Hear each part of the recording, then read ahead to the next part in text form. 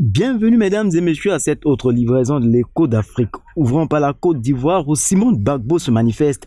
Dans une allure martiale, l'ex-première dame, cette fois-ci en qualité de leader d'opinion, a, bras levé, défendu son époux Laurent Gbagbo et condamné la candidature d'Alassane Ouattara. La vice-présidente du FPI a demandé des mesures d'apaisement en faveur de son mari encore en Belgique.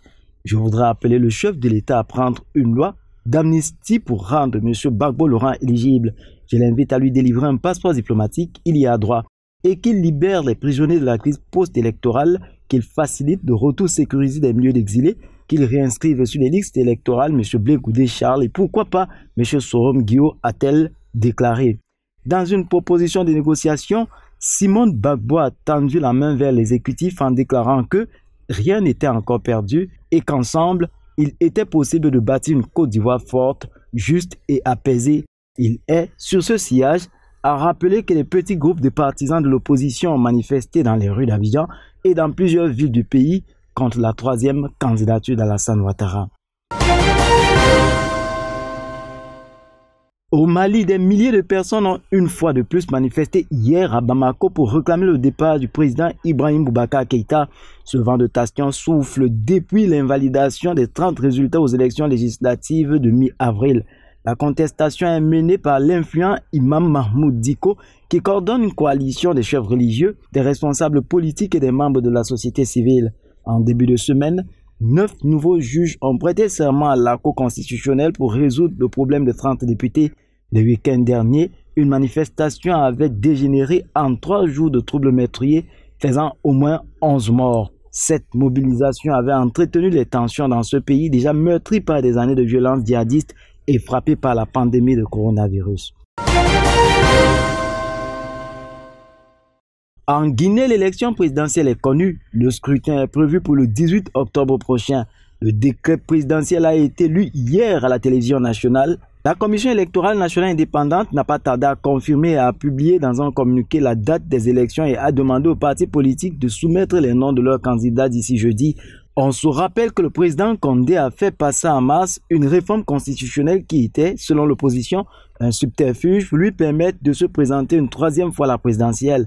Des analystes estiment que cette réforme pourrait remettre à zéro les compteurs et lui permettre de se présenter une 3e fois. À 82 ans, son parti politique, le Rassemblement du peuple de Guinée, RPG, l'a désigné comme candidat à l'élection présidentielle la semaine dernière, mais sa position quant à cette sollicitude reste un clair-obscur. Dans les rangs de l'opposition, une seule candidature a jusqu'ici été déclarée, celle du Dr Ousmane Kaba, ancien proche du président Condé, dont le parti est membre du Front national pour la défense de la Constitution, FNDC. Au Congo-Brazzaville, les retraités de la fonction publique languissent après le paiement de leur pension voici 26 mois.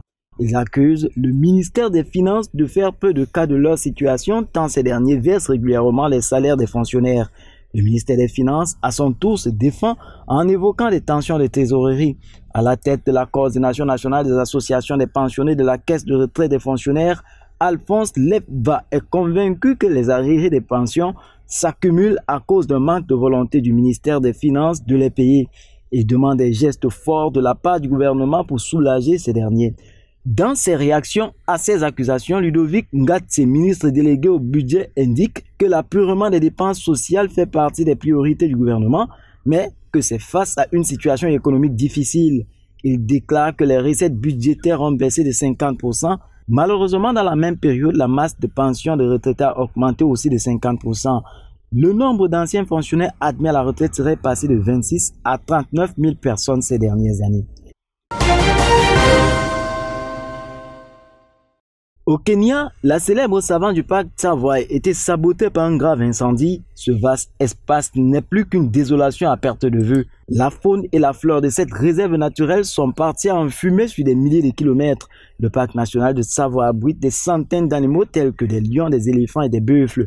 Le service kenyan de la protection de la faune ne balaie pas du revers de la main la piste criminelle qui, selon lui, ne fait plus de doute.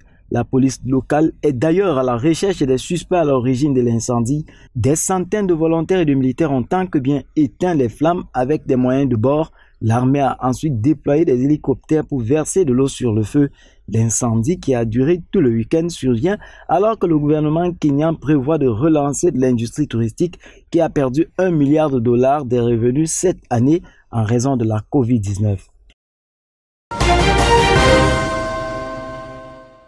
En Tunisie, Hichem Mechichi, le premier ministre nommé récemment, a du mal à former son gouvernement face à Ennahda qui s'oppose toujours à tout gouvernement composé de compétences indépendantes.